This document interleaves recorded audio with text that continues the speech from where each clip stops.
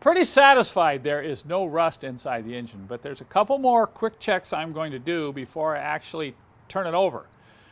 Now, a lot of times I'll check whether or not an engine's frozen by getting a big socket on that front crank bolt, but on this 6.3, it's so pushed so far forward in the radiator I can't even get there. So we're gonna just put the starter to it. Now, I'm not gonna sit here and spin it over. All I'm gonna do is hit the starter and just make sure that the engine's not stuck, okay? That's what I'm looking for in the next step. But I also want to show you there's a couple other things I always check before I put the starter to an old engine like this that's been sitting. And I'm sure some of you are saying, hey, Kent, why are you being so careful? You know, you can, these old cars, you can pull them out of the weeds and just put some new gas in them and start them right up. Well, this isn't a Model T, this isn't a Model A. You know, this is a 6.3 fuel-injected engine that is very valuable. So that's why I'm being so cautious before I put the starter to this engine. You can see I've installed a brand new AGM battery for maximum cranking power, but always really inspect the oil. We haven't drained this oil, and of course we will replace the oil before. But what I'm looking for is any evidence of moisture. If you pull a dipstick out and it's all rusty up in here, this is quite common, then you have to be concerned. But look, there's no evidence of rust on the dipstick. That is a very, very good sign.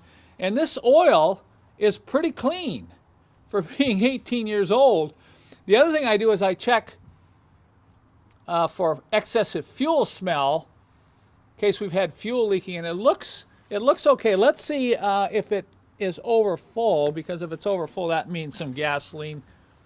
Yeah, see that? It's over full by about almost half an inch. So that means we've got some gasoline that's leaked into the oil. So we definitely are going to replace the oil before we try starting the engine, but just to crank it over, that's okay. The other thing I always do is look into the radiator. If I'm looking at a coolant there, the coolant looks fairly clean. There's no evidence of any oil in the radiator. You know, if your radiator's empty, that should be a concern. It might mean, you know, maybe something's frozen up over the storage. Maybe you popped a freeze plug or something. But so far, look at that's even a brand new radiator cap. That OE radiator cap. So that's a good sign. This car has been maintained properly. All right, now I'm going to get in and I'm just going to hit the starter. Just hit the starter to see whether or not this engine is stuck.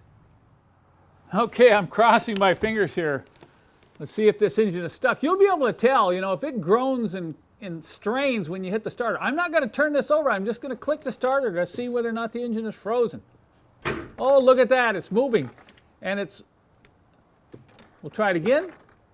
Look at that. And it's kicking back too.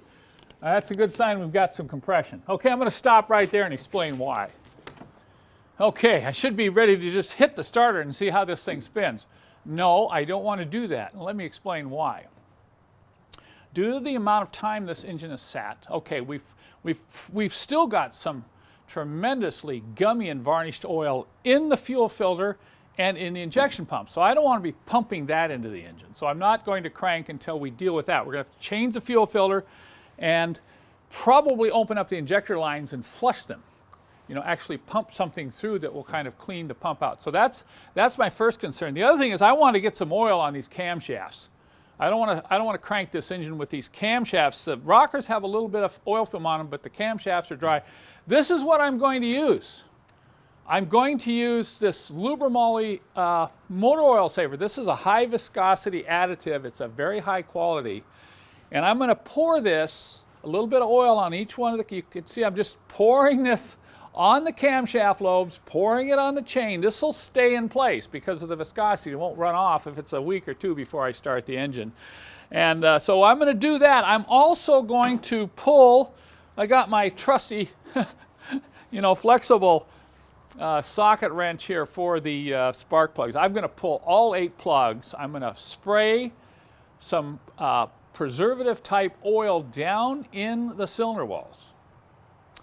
And I'm going to let it soak a little bit, and then we're going to crank the engine over. We'll clean the plugs and put the plugs back in, okay? And I'll show you a little bit. I'll take a few scenes while I'm doing all this so we can come back.